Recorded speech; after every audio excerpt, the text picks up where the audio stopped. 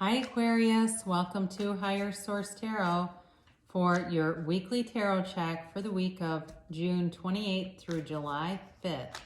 This is for all Aquarius, Sun, Moon, Rising, and Venus. So I hope you're all staying well, and I want to thank all of you for watching the readings, liking, commenting, sharing, and subscribing. Thanks for supporting the channel. I really appreciate that. And if you're new here, I'd love to invite you to subscribe. You can tap the bell to be notified when new videos are posted, but it's generally every week. So let's get some guidance here for Aquarius. Guidance, please, for Aquarius, Sun, Moon, Rising, and Venus. All right, here we go.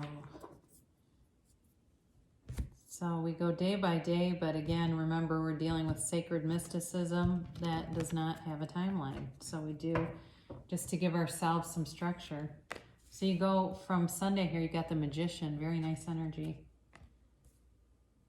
Monday, the Six of Swords.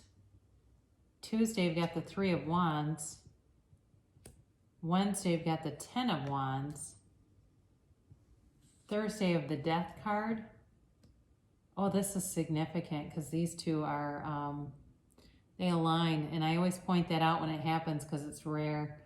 Been having it more and more though. I swear to God, the universe knows how much I enjoy this. I don't know. But you go from Death to Temperance. And that's Friday. Saturday, you've got the Page of Cups. And then you've got the Knight of Wands. So, you know, you have to keep in mind there's 78 cards here. And they get shuffled and shuffled and shuffled. They get cleared. So for the cards to put themselves back in order is, you know, statistically improbable. So it tells me there's a message here. You know, it's like you have to, I feel like whatever has been challenging for you, it's time for a rebirth. It is time to, Aquarius, to like not invent totally, but there's like a to this, a rebirth, be reborn, a new you in a beautiful way though. So, and I love it too that you have the Magician here. So you do have, just to go over the energies, you got quite a bit of fire in this. So Aries, Leo, Sagittarius, you do have air and water. You also have Scorpio and Sagittarius as well again. But you begin here in your personal power with the Magician. And, you know, in terms of relationships, it's like it's got all it needs. It really does. But you've got everything at your fingertips. Everything's at your disposal. You know, great communication, the passion and drive to be successful, focus, the money that you need. I mean, everything is here. And so to begin this way is wonderful. This is also a great law of attraction card. And it's great for trying to manifest if that's what you're doing. But it really, you know, this really represents infinite abundance with this infinity symbol. And that's actually an ancient Gnostic symbol, and it represents eternal life in the material world. Okay, so it really is about knowing your own infinite divine power and knowing that you can bring heaven to earth. You know, as above, so below. But, you know, with this, it's like you have all the tools that you need to transform, and you're a channel for energy. You really are. So I do feel like too, people are aware of your personal power. I think I've had that for you before. So on Monday here, you've got the Six of Swords, and some of you on the more mundane level might be planning some kind of short trip. It can be about moving forward, yes, but it also can be about travel. And I do get that for somebody because you also have the Three of Wands here. It does feel like that's a possibility, but, you know, again, it's like you're moving forward onto better things. You know, it just feels like there's things coming in. The more you let go of things, the more you receive. You know, and there's definitely an energy here about just letting go and going with the flow on things. So Tuesday, you've got the Three of Wands here. And the Three of Wands is an interesting energy because it's like, it can have to do with commerce, and he sends out these ships, and he's very relaxed. This is a very unbothered energy. He's not worried about the ships returning. He's really not anxiously waiting. He's more or less looking at the landscape of his life, taking it in, enjoying his success, knowing that he is successful, and knowing that those ships will return. So if some of you are waiting for a relationship, there's a knowing here that the ship will return. All right, that ship is coming back. He doesn't think it's going to be lost at sea. He's not worried about an iceberg. He knows, oh, it'll be back and it'll be carrying everything I need, because he's also got the Magician energy. So for those of you, if that's the case, that you've been waiting on something, it will be coming back, or it will be coming into you. So Wednesday, you've got the 10 of Wands, and it does feel like this has been burdensome to you. There's been something here that's been stressful, but you've got quite a few cards here for transition. So with this 10 of Wands, this is definitely about putting those burdens down and about moving yourself forward and not struggling, because Wands are about sacrifice. I mean, not Wands. This 10 here is about change, but it can also be about, with the 10 of Wands, about being a sacrifice that maybe you've made for other people even, and carrying more than your fair share. So for those of you that have been doing that, you're definitely going to get rewarded.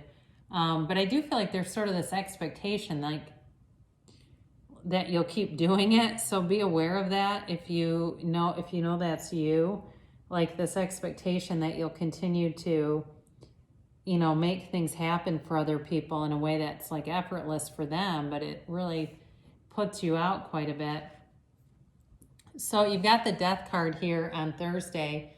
And again, it's a scary looking energy, but it's, certainly not supposed to be scary. It really is a time for you to let go of those old ideas and make a complete rebirth and transformation.